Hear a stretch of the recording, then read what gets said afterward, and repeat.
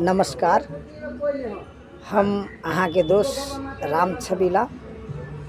हम आई अपने के ई बात कह चाहे छी जे देवता के लेके बहुत आदमी परेशान रहे छे, केना मनायल जाए देवता के, हमर देवता काम करे है या नहीं करे है।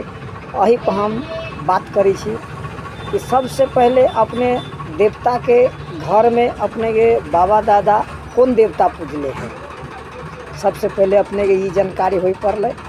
और अपने वही देवता के व्यवहार की है, वही देवता के मतलब रीति रिवाज की है, वो देवता के केना पूजल जाए है, वही अनुसार से अपने पूजू।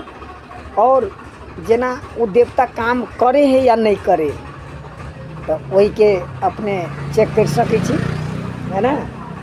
और एक सबसे अच्छा बात की है, अपने देवता के टाइम पर ओकर बैरागन देना जरूर, निपोत के धूप अगरबत्ती दियो।